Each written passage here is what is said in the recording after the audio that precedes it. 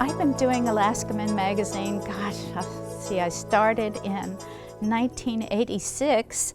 I got the idea, I had a daycare center in my home, and almost every single of the children that I took care of had single fathers.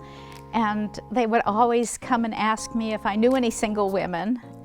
You know, when I came up to Alaska, it was in 1982, well, early 82. And at that time, everything was really booming with the oil industry, and there was hardly any places to live. People were living in their cars. It was very difficult, and so the ratio of men to women was easily 8-to-1 in Anchorage. And as you got out into further areas like in the bush communities, it would be like 20-to-1. If a man is working hard and taking care of his kids, where does he go to find a girl? You know, it's difficult. And so that's how I got started. I just thought, okay, I'm going to take all these guys and write about them and see if I can find them wives. And that's how it started. My ideal woman would be a woman who is attractive, but not in the sense of physical beauty. Someone who looks beyond the material things that most people look for these days.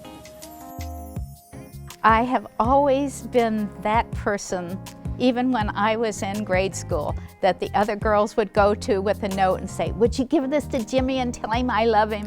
I was always that one. I had never made a magazine, I had never written articles, I had never done anything. So I went to the library and you know, they didn't have computers, they didn't have books about publishing. So I just kind of like became a garage sale publisher. The first issue, I only printed about 5,000 of them and put them on the newsstand in Alaska. And I didn't realize it, but they sent out the magazine to other areas like Seattle and all. And I hear this knock on the door, and I go down to open the door, and there's a cameraman with a camera on his shoulder, and they're all standing there looking at me. "Are you Susie Carter with AlaskaMen?" And I said, "Yes, I am." And they said, "We're here to do a story about you." And I said, "Okay, can I go put some lipstick on?" You know, Brian, Alaska is the kind of place that tends to attract people who seek the great outdoors, a challenge, independence. Now, this lifestyle up here has attracted more men than women.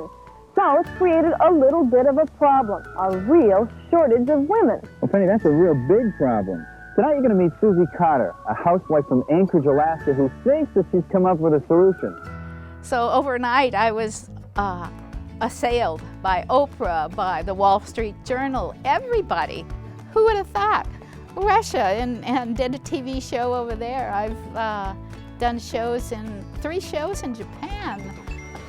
I'll tell you, Japan is wonderful. It is a matchmaking culture. The women absolutely are crazy about AlaskaMen. I always like to tell people that originally Alaska had the gold, and that attracted people to Alaska that way. And then we had the oil, and that attracted people to Alaska. And now we've got our men, and we're hoping to attract people to Alaska with our men.